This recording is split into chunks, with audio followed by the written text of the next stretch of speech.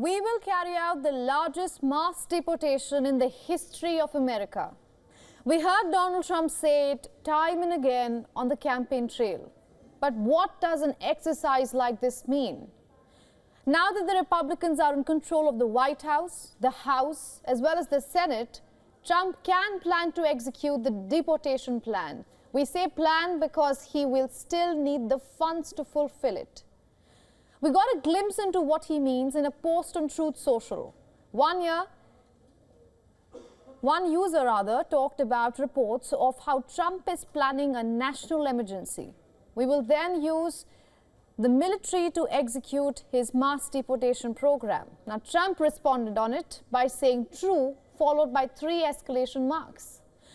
So here's what we know about the Trump's mass deportation plan so far. And to start off, I want to clear that Trump hasn't exactly laid out his plans. In fact, till 2 weeks back, his own border czar said that nothing has been put on paper. So whatever we know is through the campaign trail and media interviews.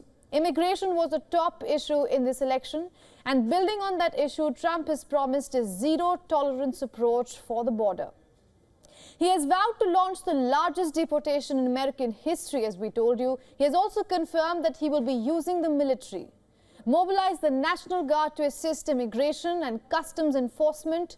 He wants to recruit 10,000 Border Patrol agents and says that he will ask Congress to give all agents a 10% pay raise. Trump has also talked about invoking the Alien Enemies Act of 1798 to speed up the deportation plan. Now, this law allows the president to authorize the arrest, relocation or deportation of any male over the age of 14 who hails from a foreign enemy country.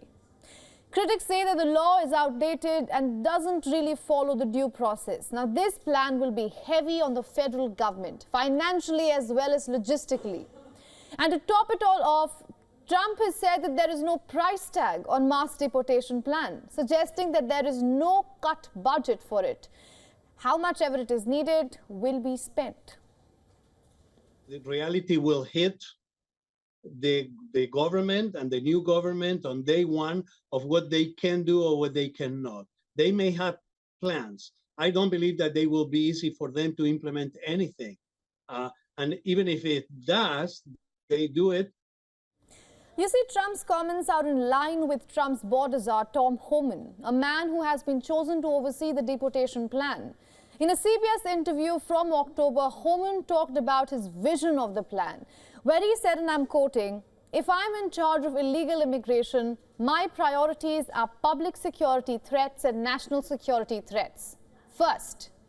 The interviewer asked if others can follow, to which he said, "Absolutely, it's a crime to enter a country illegally." Protecting our border is not a Republican or Democratic issue. It is an Arizona and an American issue. And that's why I will work with anyone to secure our border. Just as I worked with this current administration to launch Task Force SAFE, I will work with the next one to deliver border security. That means more resources for the men and women standing with me today. Authorities estimate that some 11 million people are living in the United States illegally. Now, Trump's deportation plan is expected to directly impact around 20 million families. It is also important to mention here that the number of illegal encounters with migrants crossing from Mexico is about the same as in 2020, which is when Trump left the White House.